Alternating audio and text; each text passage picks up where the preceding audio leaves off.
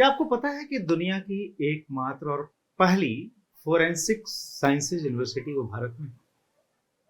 हम लोग ये मानते हैं कि इस तरह के एडवांस विषयों में यूनिवर्सिटीज दुनिया के वेस्टर्न ब्लॉक जो हम कहते हैं अमेरिका यूरोप में रही होंगी पहली, लेकिन भारत जिस चीज पर गर्व कर सकता है कि यूनिवर्सिटी पहली बार जो है इस तरह की भारत में स्टेब्लिश हुई। जी, हम बात कर रहे हैं नेशनल फोरेंसिक साइंसेज यूनिवर्सिटी की। और ये यूनिवर्सिटी जो है पहले एक स्टेट यूनिवर्सिटी थी। 2009 में जब ये एस्टेब्लिश हुई गुजरात में, और उसके बाद से 2020 में यह नेशनल यूनिवर्सिटी बन गई। और अभी इसके एक नहीं 10-10 कैंपस हैं, और एक कैंपस तो सीधे युगांडा में, यानी जो पब्लिक यूनिवर्सिटीज जो इंडिया में है उसमें से अभी तक की एकमात्र यूनिवर्सिटी है जिसका ओवरसीज कैंपस है। फॉरेंसिक साइंस आज की तारीख में कोई भी एरिया ऐसा नहीं है क्राइम का या सोसाइटी का जहां पर उसका इस्तेमाल ना होगा। इसके लिए ऑब्वियसली बड़े पैमाने पर एक्सपर्ट्स चाहिए, उसको जनरेट करने का, क्रिएट करने का उतना बड़ा जो टैलेंट पूल या बैंक वो काम कर रही है नेशनल फोरेंसिक साइंस यूनिवर्सिटी। जो बीएनएस है उसमें भी कई सारे जो प्रोविजंस ऐसे हैं जिसके तहत जो अपराध की जांच में मैंडेटरी इस्तेमाल जो है फोरेंसिक्स का है, जो एक्सपर्ट्स का है। हमारे साथ हैं डॉक्टर जैन व्यास, जो कि नेशनल फोरेंसिक साइंसेज यूनिवर्सिटी के वाइस चांसलर हैं, फाउंडर वाइस चांसलर हैं, और खुद एक रिकॉर्ड भी होल्ड करते हैं। 52 साल से गवर्नमेंट सर्विस में है। देश में यह अपनी तरह का अनूठा मामला। डॉक्टर व्यास, स्वागत है इस खास पॉडकास्ट में। मैं आपसे जानना चाहता हूं, नेशनल सिंपोजियम आप कर रहे हैं अपनी यूनिवर्सिटी की तरफ से राजधानी दिल्ली में। ये जब आपने, मुझे लगता है कि जब अपना करियर शुरू किया होगा as a forensic science expert, उस समय देश में बड़े गिने चुने लैब्स रहे होंगे फोरेंसिक साइंस के। आपने उस वक्त सोचा था कि इसका मैग्नीट्यूड इतना बढ़ जाएगा?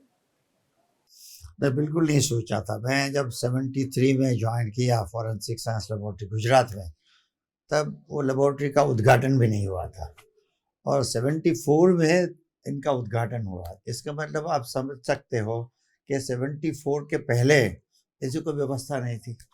और ऐसे काफ़ी राज्य है जहाँ पे 73-74 के बाद फॉरेंसिक साइंस लेबोरेटरीज खुली गई।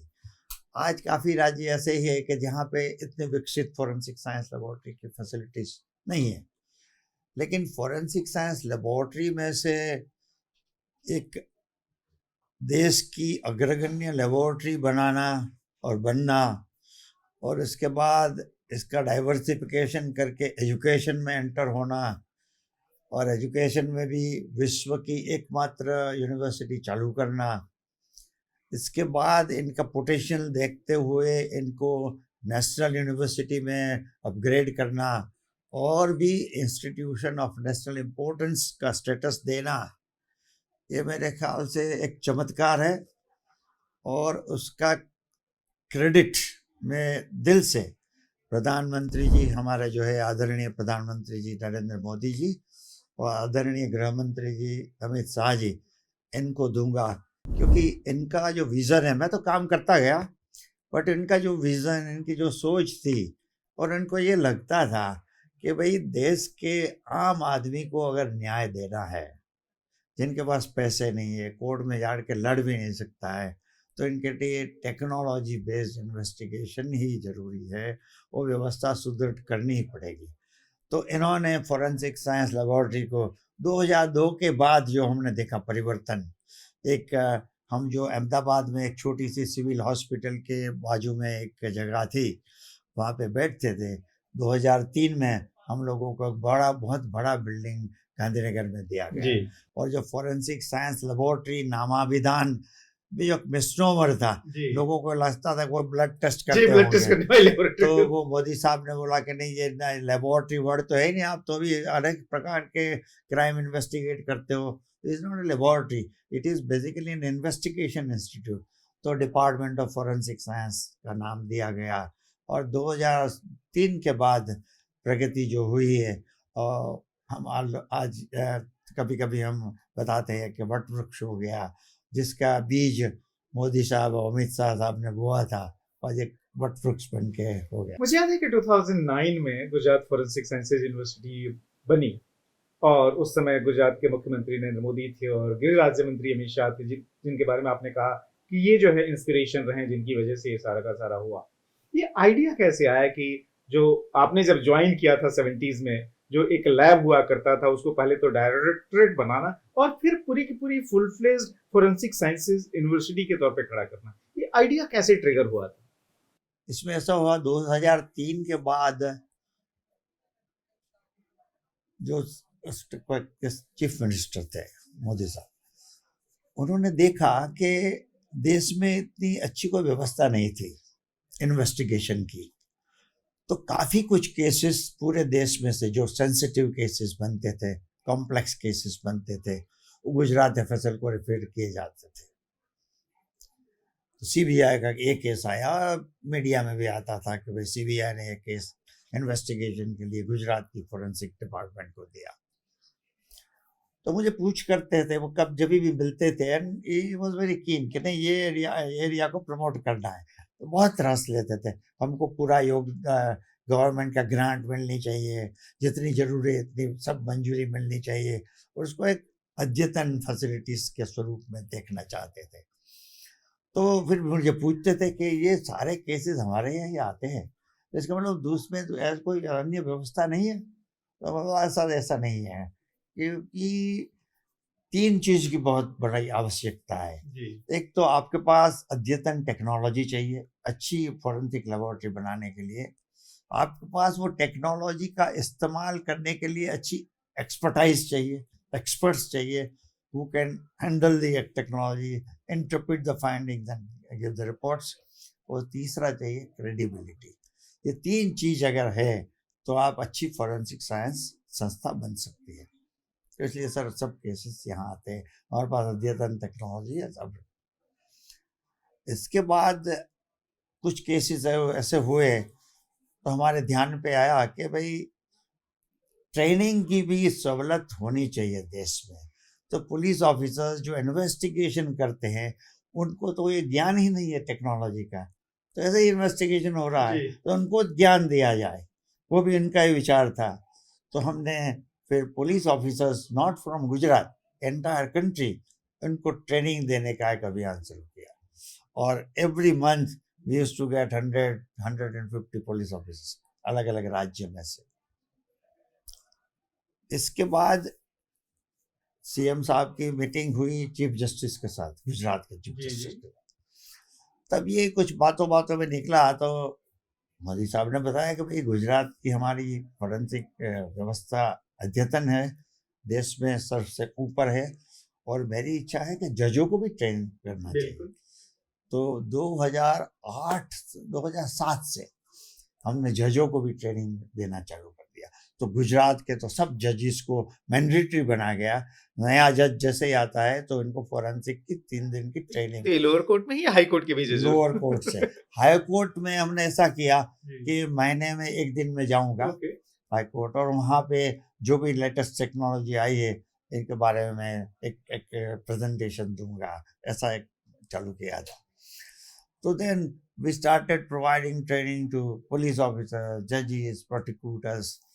तो फिर मुझे एक दिन बुलाया और पूछते हैं कि ये ट्रेनिंग भी हम लोग कर रहे हैं, मैं देख रहा हूँ मीडिया में ऐसी व्यवस्था है ही नहीं कि इस प्रकार की ट्रेनिंग दी जाए। तो कुछ सेंसिटिव केसेस भी हमारे पास आते हैं, ऐसी व्यवस्था नहीं है, ट्रेनिंग के लिए भी कोई व्यवस्था नहीं है। इसका मतलब पूरे एक्सपर्ट्स हमारे पास उपलब्ध नहीं है। और मैं देख रहा हूँ क्योंकि उनका तो इंटरेस्ट भी वर्ल्ड ओवर, वो इंटरनेशनल लेवल का थिंकिंग, मैं देख रहा हूँ कि काफ़ी देश ऐसे हैं जिसमें कुछ व्यवस्था भी नहीं है, इनके पास एक्सपर्ट्स भी नहीं है। Why can't we start university? तो मैं तो because I was not a man of education, मुझे तो कुछ मालूम ही नहीं था, कभी किसी को कुछ पढ़ाया भी नहीं था, खाली वो ट्रेनिंग दे रहे थे बस। तो मैंने बोला सर मैं देख के आपको बताता हूँ। फिर 4-5 दिन के बाद गया, मैंने बोला सर मैं सब लिख दिया, इंटरनेट, गूगल सब, ऐसी कोई व्यवस्था कहीं पे भी नहीं है, कोई यूनिवर्सिटी है ही नहीं सर पूरी दुनिया में एक क्षेत्र में। तो सर ये तो बहुत मुश्किल है, कहीं होती तो हम वो मॉडल ले लेते, भाई चलो लंदन की फोरेंसिक यूनिवर्सिटी का कॉपी कर लो, ऐसा कुछ है ही नहीं सर। तो हंसने लगे, बोलता है so what, we should take lead, हम लीड रहे, पूरे विश्व में लीडर्स बन जाए, इसमें क्या है, हमारे पास कैपेबिलिटी है तो लेना चाहिए। ऐसा करो, एक प्रेजेंटेशन बनाओ ओहो, और मेरे घर पे आओ, 15 दिन का टाइम देता हूँ, and we will have discussion कि किस प्रकार की यूनिवर्सिटी हम बना सकते हैं और उसमें क्या क्या करेंगे। डरते डरते प्रेजेंटेशन बनाया, अपनी जो अक्ल थी, जी, और फिर गया तो सब मंत्रियों को बुला दिया था, most some secretaries were also there, आया प्रेजेंटेशन दो।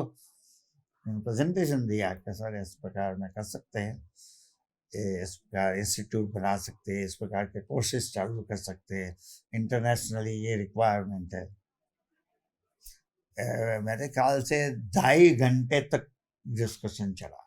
इन्होंने भी अपने इनपुट्स दिए काफी, क्योंकि उनका तो जी जबरदस्त बिल्कुल, है, तो खुद तैयारी करके बैठे होंगे। he gave his inputs, यानी इसमें ऐसा होना चाहिए, ऐसा होना चाहिए। फिर अंत में मुझे पूछा गया कि आपको कितने पैसे चाहिए टू स्टार्ट दिस यूनिवर्सिटी। जी, वो मेरी प्रिपरेशन ही नहीं थी। तो डरते डरते मैंने बोला सर 50 करोड़ के आसपास चाहिए in the first phase, okay, बाद में देखेंगे। तो ठीक है, चालू कर दो।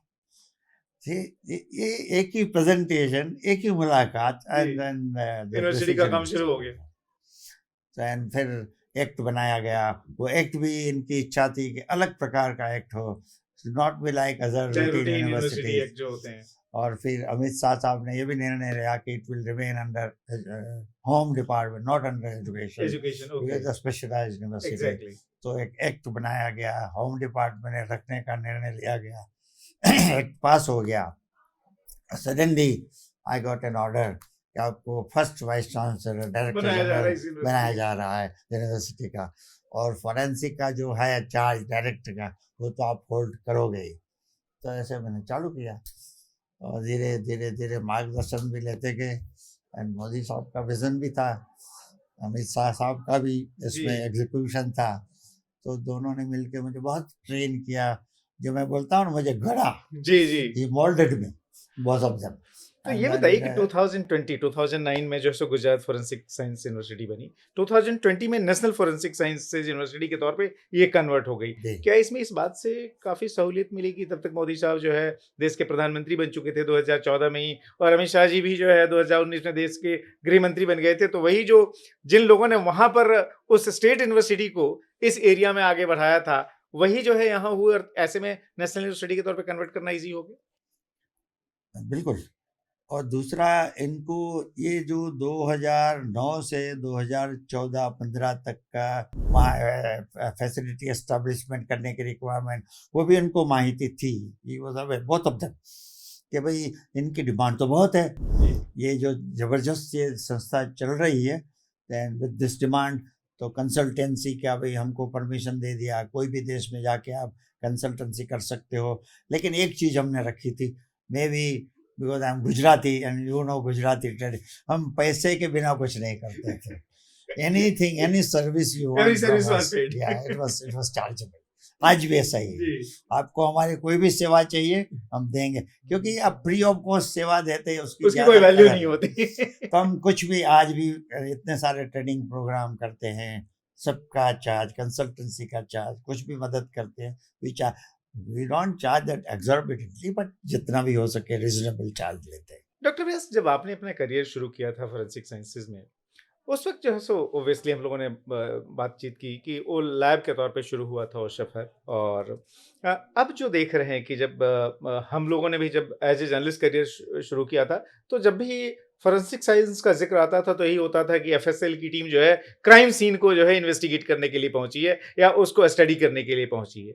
तो एक जो क्राइम सीन इन्वेस्टिगेशन से आगे बढ़कर, चूंकि अभी विज्ञान भवन में मैं एक सिंपोजियम भी अभी देख रहा था कि वह जो है फिल्म फोरेंसिक्स पर था, तो ये फोरेंसिक साइंस जो है इसका एरिया कितना एक्सपैंड कर चुका है पिछले, अगर हम 3-4 दशक की बात करें। तो जैसे विजन था कि भाई we should be leaders in this field, तो जैसे ही हमने ये यूनिवर्सिटी चालू की, first step we did was, first area preventive forensics, okay, जो अपराध हो ही वर्ल्ड नहीं में पहले। कहीं नहीं था। जी, कि भाई forensic is not only for investigation, forensic के बेस पे आप क्राइम भी प्रिवेंट कर सकते हो, वही टेक्नोलॉजी का इस्तेमाल करके। तो एक बड़ा है उसका ये हो गया।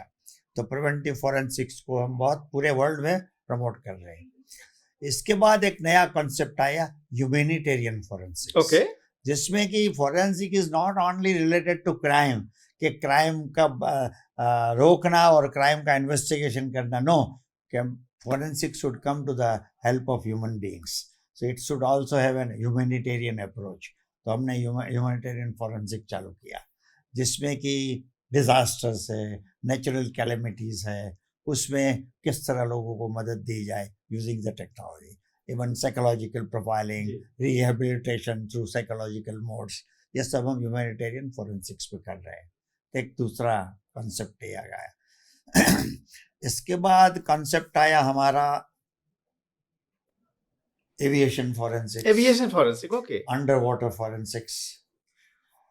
मैं बीच में बाहर गया था सऊदी अरेबिया में, तो वहाँ मैंने देखा कि they also have developed one concept जो हमारे पास नहीं था। बाकी हमने जो कंसेप्ट प्रमोट किए थे वो देवर अवेयर, उनके पास था स्मार्ट सिटी फोरेंसिक्स।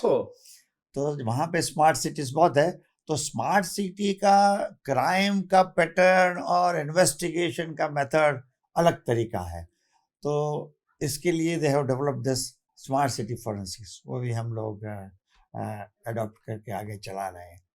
अभी आपको ये पता ही है कि टेक्नोलॉजी इतनी आगे बढ़ रही है, तो पहले कंप्यूटर के इसमें आप देखें तो it was initially computer forensics, इसके बाद मोबाइल आए, मोबाइल से क्राइम करना चालू हो गया, मोबाइल फोरेंसिक्स, इसके बाद क्लाउड वाज देयर, तो cloud forensics, then cyber was the major component, cyber forensics, इसके बाद आईओटी आया, internet of things, IoT forensics, and then we have AI, now AI forensics, because now we have seen crimes are committed using AI. AI is basically for our benefit and comfort, लेकिन the criminals have got their own ideas, तो ये artificial intelligence का उपयोग करके किस तरह crime किया जाए और get some money to kill somebody, whatever crimes they want to do, they can do this.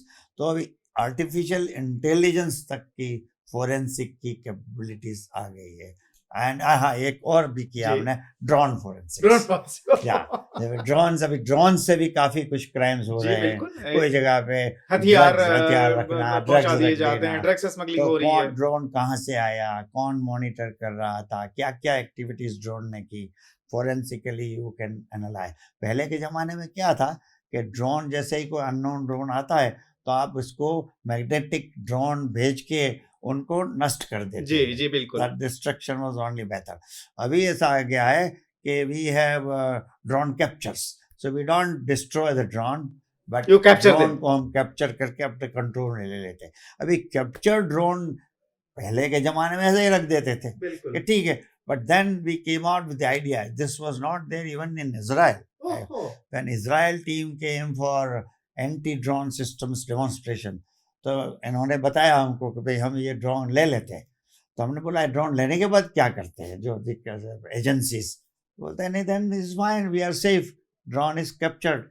मैंने बोला नहीं, हम उसके आगे जाना चाहते हैं, वो कैप्चर ड्रोन का फोरेंसिक एनालिसिस। क्या बात। तो then we entered into drone forensics.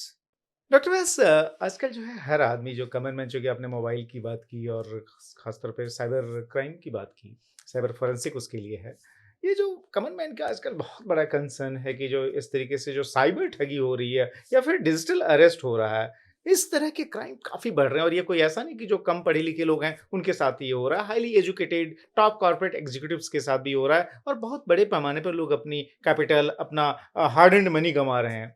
इस तरह के क्राइम को टैकल करने में जो फोरेंसिक साइंस जो है कितना उपयोगी हो सकता है, और उसको आप लोगों ने कितना मैच्योर करके रखा है? उसमें क्योंकि ये प्रकार के क्राइम जो है ना, ये they are not bound by country limits. Internationally कोई भी देश के कोई भी कोने में बैठ के आप ये क्राइम कर सकते हो पूरे विश्व में। तो identification of criminal becomes difficult, जिसने ये डेजिक गैजेट यूके कर दिया। विद इन इंडिया है, आईपी एड्रेस मिल सकता है, वो कैपेबिलिटीज डेवलप की गई है।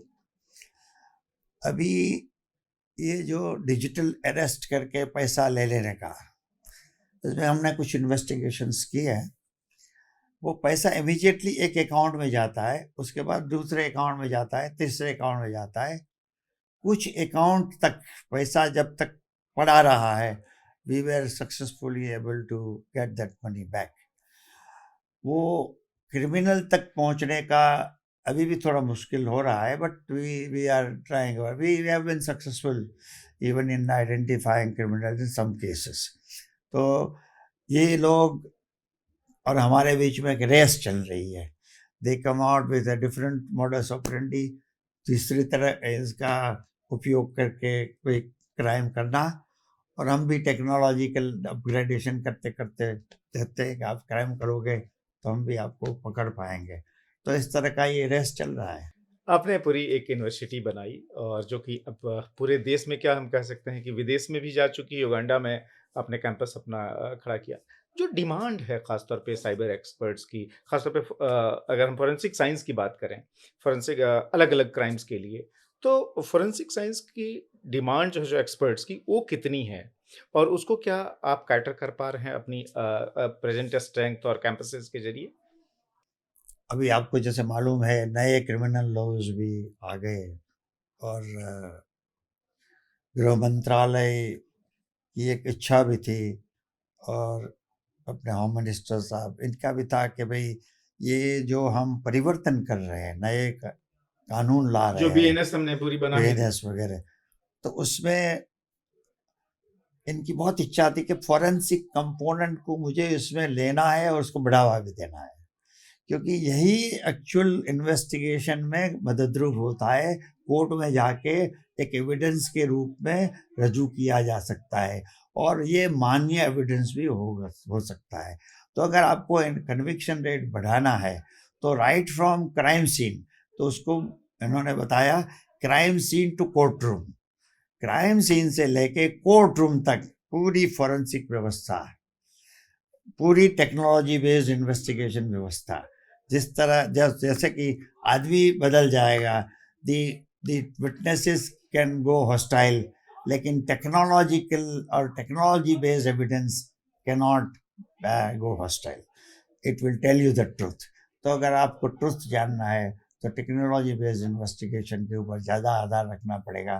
तो ये नए क्रिमिनल लॉ में एक वेरी इंपॉर्टेंट क्लोज है कि 7 साल की सजा, 7 साल और ऊपर के सजा वाले जितने भी क्राइम है, उसमें फॉरेंसिक एक्सपर्ट की हाजिरी क्राइम स्थल पर मैंडेटरी की गई है।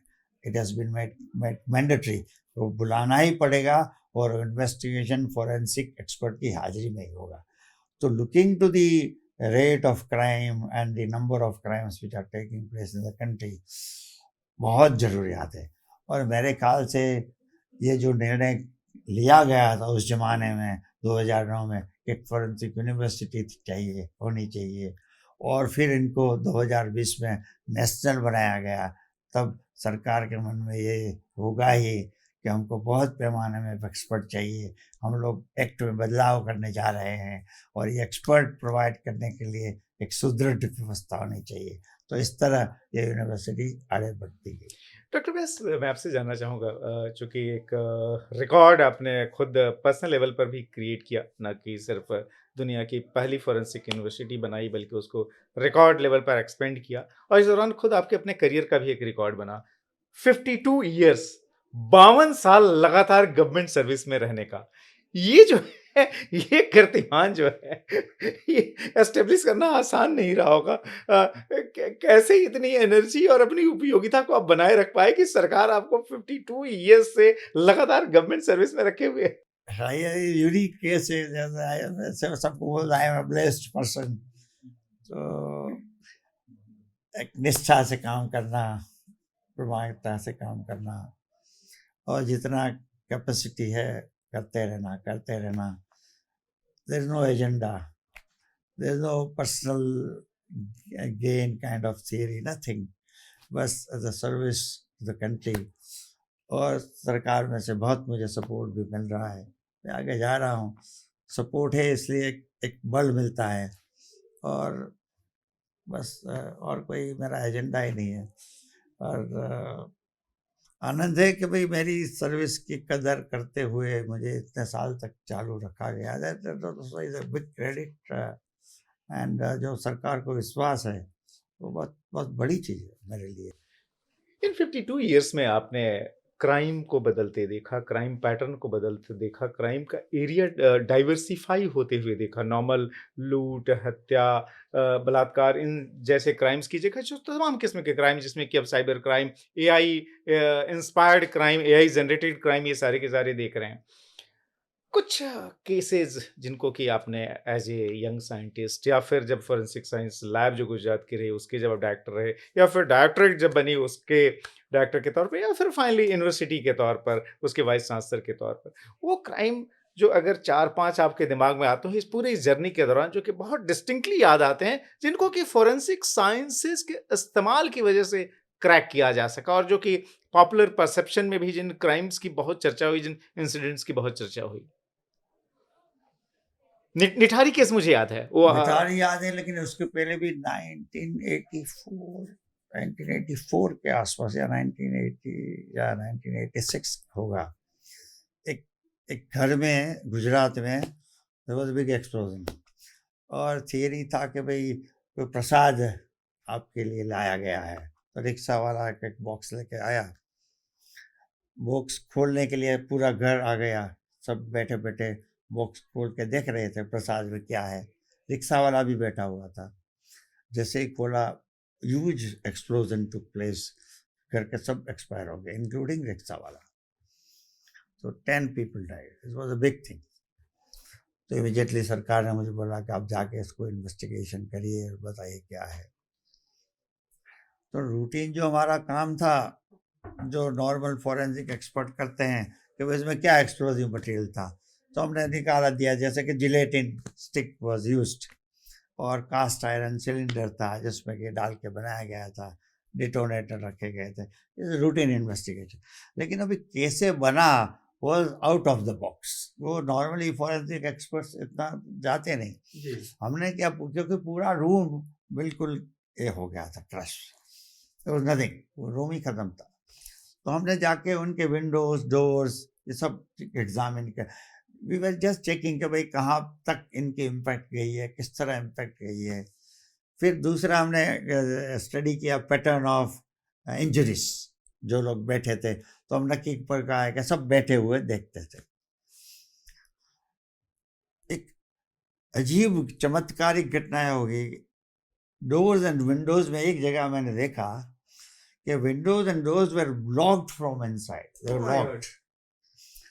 तो कोई भी, जितने भी 4 विंडो थी और 2 डोर थे वो मकान में, ये वो रूम कमरे में, दोनों डोर्स अंदर से बंद थे। जब ये प्रसाद वाला बॉक्स देखा जा रहा था, और 4 विंडो थी, चारों 4 विंडो के हमने विंडो निकाली अलग से, उनकी बॉल्टेड कंडीशन की ये वीडियो भी देखी, पूरी फिल्म बना के देखा।